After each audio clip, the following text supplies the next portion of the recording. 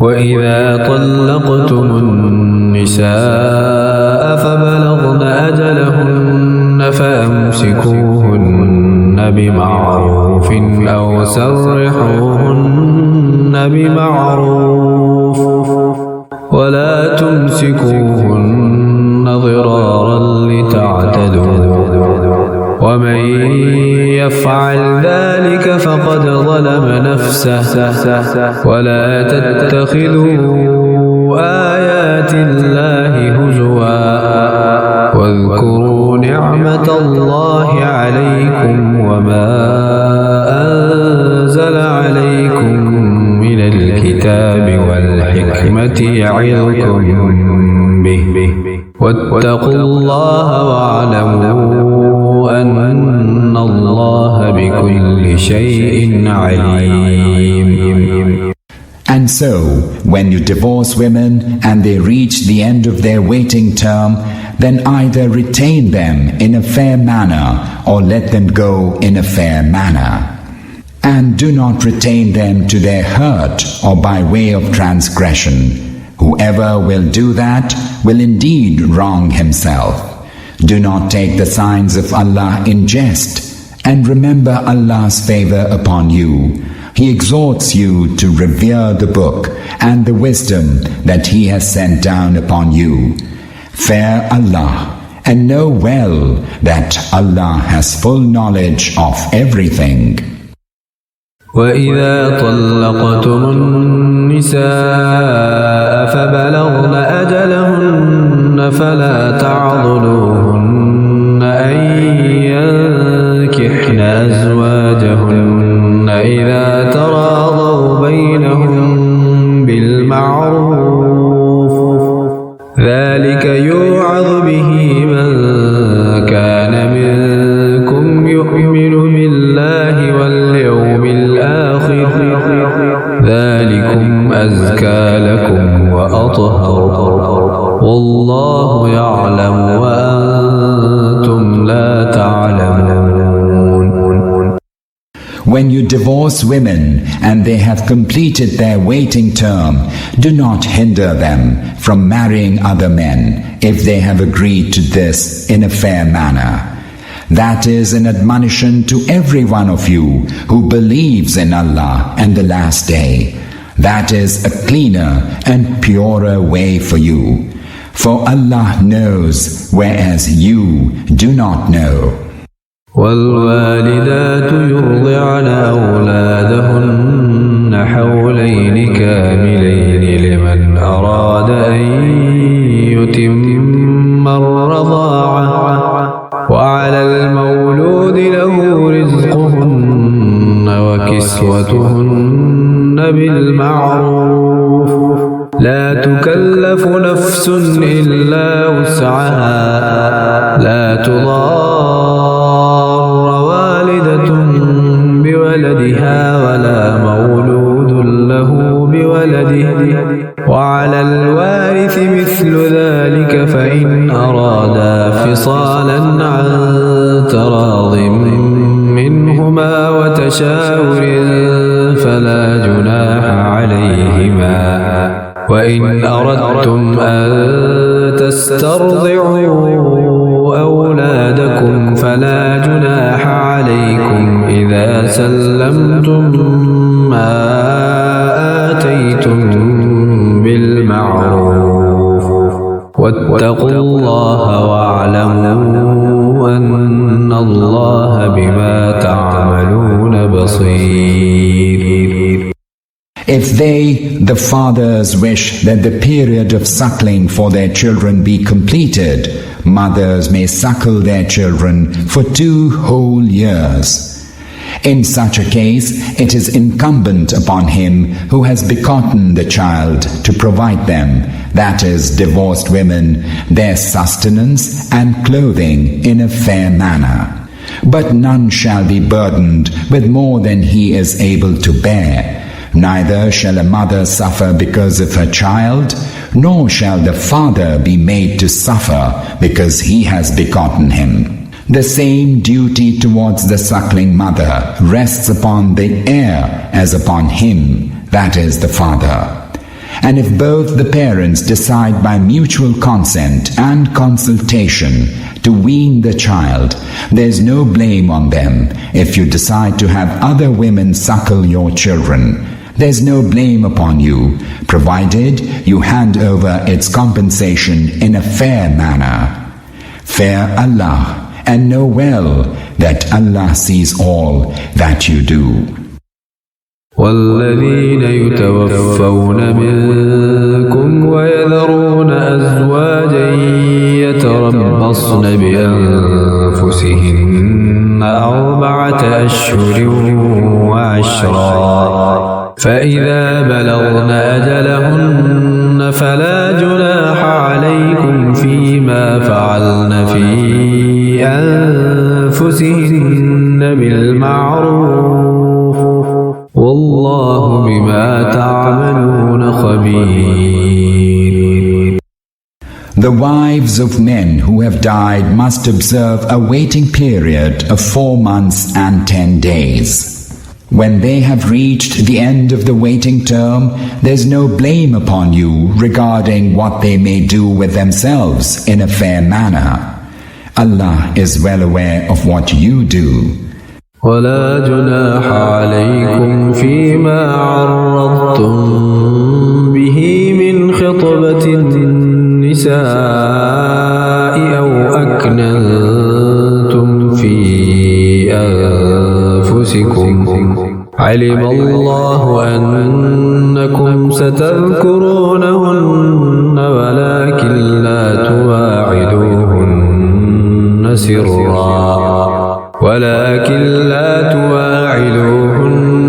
سرا إلا أن تقولوا قولا معروفا ولا تعزموا عقدة النكاح حتى يبلغ الكتاب أجله واعلموا أن الله يعلم ما في أنفسكم فاحذروه واعلموا أن الله غفور حليم.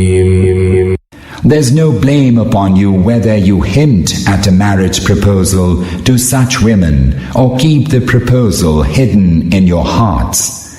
Allah knows that you will think of them in that connection, but do not make any secret engagement with them and speak openly in an honorable manner. Do not resolve on the marriage tie until the ordained term has come to its end. Know well that Allah knows even what is in your hearts. So have fear of Him and know well that Allah is all forgiving, all forbearing. لا جناح عليكم إن طلقتم النساء ما لم تمسوهن أو تفرضوا لهن فريضة ومتعوهن على الموسع قدره وعلى المقتر قدره متاعا بالمعروف حقا على المحسنين.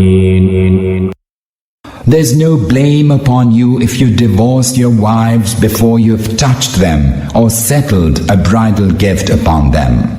But even in this case, you should make some provision for them, the affluent according to his means, the straitened according to his means, a provision in fair manner. That is a duty upon the good doers. وَإِن طَلَّقْتُمُوهُنَّ مِن قَبْلِ أَن تَمَسُّوهُنَّ وَقَدْ فَرَضْتُمْ لَهُنَّ فَرِيضَةً فَنِصْفُ مَا فَرَضْتُمْ إِلَّا أَن يَعْفُونَ أَوْ يَعْفُوَ الَّذِي بِيَدِهِ عُقْدَةُ النِّكَاحِ وَأَن تعفوا أقرب للتقوى ولا تنسوا الفضل بينكم إن الله بما تعملون بصير. And if you divorce them before you touch them or settle a bridal gift upon them, then give them half of what you have settled, unless either the women act leniently and forego their claim, or he in whose hand is the marriage tie acts leniently and pays the full amount. If you act leniently, it is closer to God-fearing, and forget not to act gracefully with one another, for indeed Allah sees all that you do. حافظوا على الصلوات والصلاة الوسطى وقوموا لله قانتين. Be watchful over the prayers and over praying with the utmost excellence, and stand before Allah as would utterly obedient servants. فإن خفتم فرجالا أو ركبانا فإذا أمنتم فاذكروا الله كما علمكم ما لم تكونوا تعلمون. And even if you face the state of fear, still perform the prayer, whether on foot or riding, and when you are secure, remember Allah in the manner that He taught you, the manner that you did not know earlier. والذين يتوفون منكم ويذرون أزواجا وصية لأزواجهم متاعا إلى الحول غير إخراج فإن خرجن فلا جناح عليكم فيما فعلن في أنفسهن من معروف والله عزيز حكيم. Those of you who die leaving behind your wives should make testament of 1 year's provision without expulsion in favor of your wives. And if they themselves depart, there shall be no blame upon you for what they may do with themselves in an honorable manner. Allah is Almighty, All-Wise. وللمطلقات متاع بالمعروف حقا على المتقين. Likewise, let there be a fair provision for the divorced women. This is an obligation on the God-fearing. كذلك يبين الله لكم آياته لعلكم تعقلون. Thus Allah makes His injunctions clear to you that you may understand. ألم تر إلى الذين خرجوا من ديارهم وهم ألوف حذر الموت فقال لهم الله موتوا ثم أحياهم إن الله لذو فضل على الناس ولكن أكثر الناس لا يشكرون. O Messenger, have you thought of those who went forth from their homes for fear of death, even though they were in their thousands? Allah said to them, Die. Then He restored them to life. Indeed, Allah is bounteous to mankind, but most people do not give thanks in return. وقاتلوا في سبيل الله واعلموا أن الله سميع عليم. So fight in the way of Allah, and know well that Allah is all-hearing, all-knowing. من ذا الذي يقرض الله قرضا حسنا فيضاعفه له أضعافا كثيرة والله يقبض ويبسط وإليه ترجعون. Who of you will lend Allah a goodly loan, which He will return after multiplying it for him manifold? For Allah has the power both to decrease and increase, and to Him will you be returned. ألم تر إلى الملأ من بني إسرائيل من بعد موسى إذ قالوا لنبي له ابعث لنا ملكا نقاتل في سبيل الله قال هل عسيتم إن كتب عليكم القتال ألا تقاتلوا قالوا وما لنا ألا نقاتل في سبيل الله وقد أخرجنا من ديارنا وأبنائنا فلما كتب عليهم القتال تولوا إلا قليلا منهم والله عليم بالظالمين. O Messenger, have you thought of what happened with the elders of the children of Israel after Moses? They asked one of their prophets, "Set up for us a king so that we may fight in the way of Allah." He said, "Would you possibly refrain from fighting if fighting is ordained for you?" They said, "And why would we not fight in the way of Allah when we've been torn from our homes and our children?" But when fighting was ordained for them, they turned back except a few of them. Allah is well aware of the wrongdoers. وقال لهم نبيهم إن الله قد بعث لكم طالوت ملكا قالوا أنى يكون له الملك علينا ونحن أحق بالملك منه ولم يؤت سعة من المال قال إن الله اصطفاه عليكم وزاده بسطة في العلم والجسم والله يؤتي ملكه من يشاء والله واسع عليم. And their prophet said to them, "Indeed, Allah has sent forth Saul, Talut, as your king."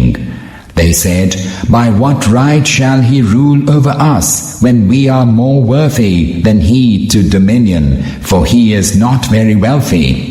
He said, "Allah has chosen him over you and has endowed him abundantly with both intellectual and physical capacities. Allah indeed has the power to bestow dominion upon whomsoever he wills. Allah is all resourceful, all knowing." وقال لهم نبيهم إن آية ملكه أن يأتيكم التابوت فيه سكينة من ربكم وبقية مما ترك آل موسى وآل هارون تحمله الملائكة إن في ذلك لآية لكم إن كنتم مؤمنين. And their prophet said to them, "The sign of his dominion is that in his reign the ark, wherein is inner peace for you, will be brought back to you, and the sacred relics left behind by the house of Moses and the house of Aaron, borne by angels. Truly, and that is a sign for you, if indeed you are people of faith." فلما فصل طالوت بالجنود قال إن الله مبتليكم بنهر فمن شرب منه فليس مني ومن لم يطعمه فإنه مني إلا من اغترف غرفة بيده فشربوا منه إلا قليلا منهم فلما جاوزه هو والذين آمنوا معه قالوا لا طاقة لنا اليوم بجالوت وجنوده قال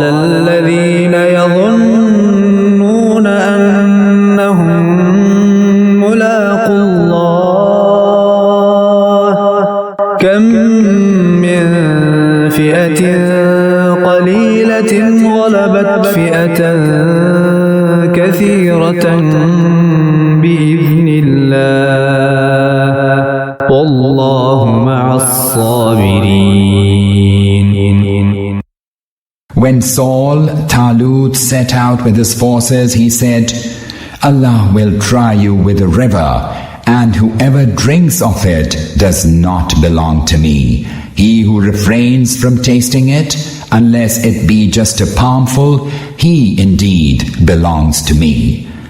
Then all except a few of them drank their fill at the river.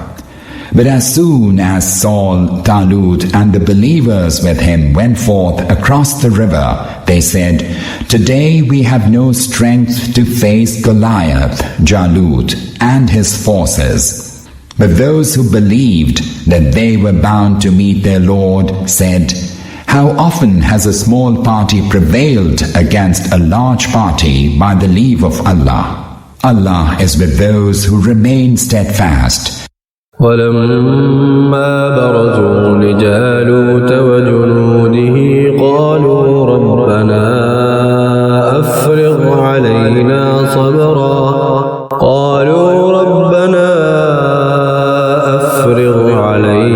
صبرا وثبت أقدامنا وانصرنا على القوم الكافرين. And when they went forth against Goliath, Jalut, and his forces, they prayed, Our Lord, shower us with patience and set our feet firm and grant us victory over this unbelieving people.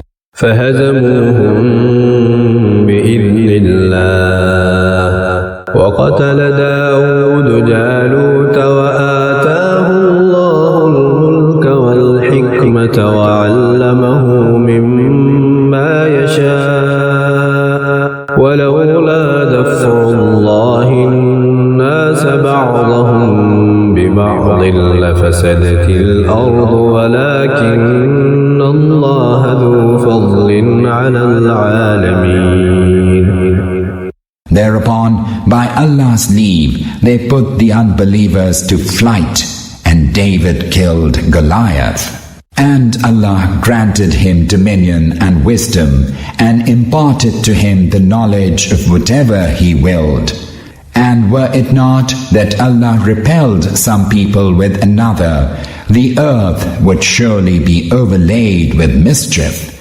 But Allah is bounteous to the people of the world, and thus extirpates mischief.